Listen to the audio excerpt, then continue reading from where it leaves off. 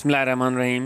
गुज़िरियल लेक्चर में असां ब्रांचेस ऑफ बायोलॉजी डिस्कस कयूं हुयूं ऐं हिन लेक्चर में असां लेवल्स ऑफ ऑर्गेनाइजेशन डिस्कस कंदासीं। ही चैप्टर नंबर 1 आहे ऐं SST जी प्रिपरेशन जे लाइ असां लेक्चर्स स्टार्ट कया आहिनि, जिन में बायोलॉजी, केमिस्ट्री, इंग्लिश ऐं फिज़िक्स जा असां लेक्चर्स अपलोड कयूं पिया। ऐं तव्हांखे गुज़ारिश आहे त तव्हां असांजे यूट्यूब चैनल खे लाइक, शेयर ऐं सब्सक्राइब कयो ऐं पंहिंजे फ्रेंड्स सां बि शेयर कयो ही लेक्चर्स, त जीअं उन्हनि जी बि हेल्प थी सघे ऐं उहे बि टेस्ट जी सुठी तयारी करे सघनि। So let's start our lecture.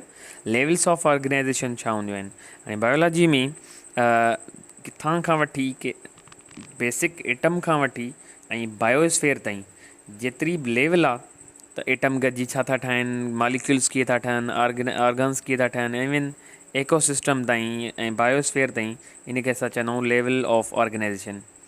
Level of organisation जेके आहिनि उन्हनि जो बुनियादु केमिकल फाउंडेशन ते आहे, मतिलबु एटम खां उन जी शुरूआति थिए थी। सभ खां पहिरियां एटम हूंदो आहे।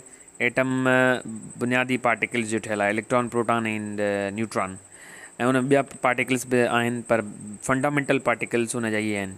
जॾहिं एटम पाण में मिलंदा आहिनि त मॉलिक्यूल ठहंदो आहे ऐं मॉलिक्यूल्स गॾिजी करे ऐं मैक्रो मॉलिक्यूल ठाहींदा आहिनि। हाणे मॉलिक्यूल हिकिड़ा हूंदा आहिनि माइक्रो, तमामु नंढा मॉलिक्यूल्स जेके हूंदा आहिनि उन्हनि खे माइक्रो मॉलिक्यूल चइबो आहे, ऐं जेके वॾा लार्ज मॉलिक्यूल्स हूंदा आहिनि, पॉलीमर्स हूंदा आहिनि, उन्हनि खे मैक्रो मॉलिक्यूल चवंदा आहियूं। सो मैक्रो मॉलिक्यूल्स गॾिजी करे ऐं सेल ठाहींदा आहिनि, and cell is the basic unit of life. ऐं इन खे असां चवंदासीं सेल्युलर लेवल। जॾहिं एटम ताईं ॻाल्हि हुई त इन खे एटॉमिक लेवल पिया चऊं, ऐं टोटली लाइफ जे लाइ असांखे यादि करणा आहिनि त 16 एलिमेंट्स जेके आहिनि, इन्हनि खे बायो एलिमेंट्स चवंदा आहियूं। हीअ लिखियलु आहे पॉइंट त देयर आर 16 बायो एलिमेंट्स। ऐं बायो एलिमेंट्स जेके 16 आहिनि, उन्हनि मां 6 जेके एलिमेंट्स आहिनि, carbon, hydrogen, oxygen, nitrogen, sulphur and phosphorus, they are basic elements of life. मतिलबु 16 एलिमेंट आहिनि, they are basic biomolecules, bio elements, ऐं इन्हनि 16 मां जेकी ही 6 आहिनि उहे बेसिक एलिमेंट्स आहिनि लाइफ जा। ऐं उन खां पोइ मॉलिक्यूलर लेवल आहे। मॉलिक्यूलर लेवल में एटम्स गॾिजी करे मॉलिक्यूल ठाहींदा आहिनि, ऐं जिन में मॉलिक्यूल्स खां पोइ सेल्युलर लेवल अचे थी।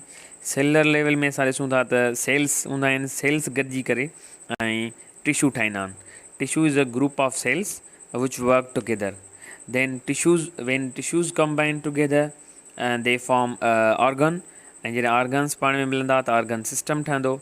ऑर्गन सिस्टम गॾिजी ऑर्गेनिज़म ठाहींदा, ऐं उनखां पोइ पॉपुलेशन, ऐं जॾहिं हिकु जहिड़ियूं या मुख़्तलिफ़ पॉपुलेशन गॾिबियूं त कम्यूनिटी ठहंदी, ऐं मुख़्तलिफ़ कम्यूनिटीज़ गॾिजी करे इकोसिस्टम एंड देन बायोस्फेयर। त इहा हिकिड़ी सॼी कंप्लीट लेवल ऑफ ऑर्गेनाइजेशन आहे जंहिंसां ज़मीन ते लाइफ एग्ज़िस्ट करे थी।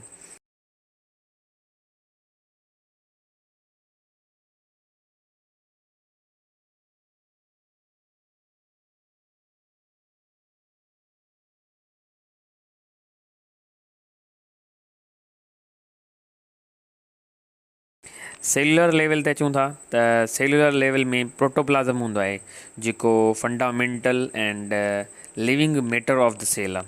सेल में जेको लिविंग मटीरियल आहे, लिविंग मैटर आहे, that is called protoplasm. Protoplasm में organic in inorganic substance mix हूंदा आहिनि। It is a mixture of organic and inorganic substances. उन खां पोइ चए थो त सेल जॾहिं गॾिबा आहिनि त टिश्यू ठहंदो आहे, ऐं टिश्यूज़ गॾिजी ऑर्गन ठाहींदा। That is cellular level. Taxonomic level में स्पेशीज़ अची थियूं वञनि, जेको आहे बेसिक यूनिट आहे टेक्सोनॉमी जो। स्पेशीज़ गॾिजी करे ऐं पॉपुलेशन ठाहींदियूं आहिनि, ऐं पॉपुलेशन्स जेकॾहिं मुख़्तलिफ़ पॉपुलेशन्स हूंदियूं त उहे कम्यूनिटी ठाहींदियूं, ऐं कम्यूनिटीज़ मिक्स थी करे ऐं उहे ठाहींदियूं ecological system. And after that there is a biosphere level. हाणे इन जो मिसाल ईअं वठूं त स्पेशीज़ फॉर एग्ज़ाम्पल पैरट्स आहिनि, तोता जेके आहिनि, पैरट स्पेशी आहिनि, यानी कि टेक्सोनॉमिक लेवल स्पेशीज़ में था अचनि। जॾहिं इहे स्पेशीज़ पैरट्स जूं हूंदियूं, ऐं वरी कुझु स्पेशीज़ ॿियनि बर्ड्स जूं बि हूंदियूं। हाणे मुख़्तलिफ़ स्पेशीज़ आहिनि त इहे गॾिजी करे ऐं ठाहींदियूं कम्यूनिटी। जेकॾहिं सेम स्पेशीज़ गॾिबियूं पाण में त इहे ठाहींदियूं population.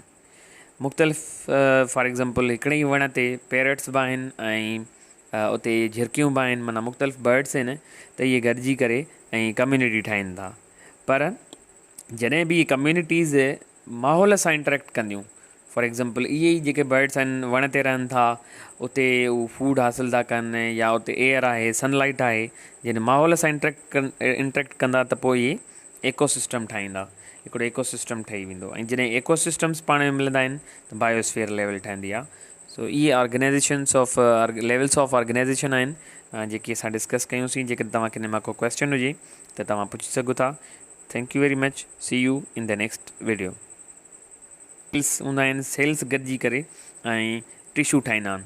Tissue is a group of cells which work together, then when tissues combine together they form organ, ऐं जॾहिं ऑर्गन्स पाण में मिलंदा त ऑर्गन सिस्टम ठहंदो, ऑर्गन सिस्टम गॾिजी ऑर्गेनिज़म ठाहींदा, ऐं उनखां पोइ पॉपुलेशन, ऐं जॾहिं हिकु जहिड़ियूं या मुख़्तलिफ़ पॉपुलेशन गॾिबियूं त कम्यूनिटी ठहंदी, ऐं मुख़्तलिफ़ कम्यूनिटीज़ गॾिजी करे इकोसिस्टम एंड देन बायोस्फीयर। त इहा हिकिड़ी सॼी कंप्लीट लेवल ऑफ ऑर्गेनाइज़ेशन आहे जंहिंसां ज़मीन ते लाइफ एग्ज़िस्ट करे थी।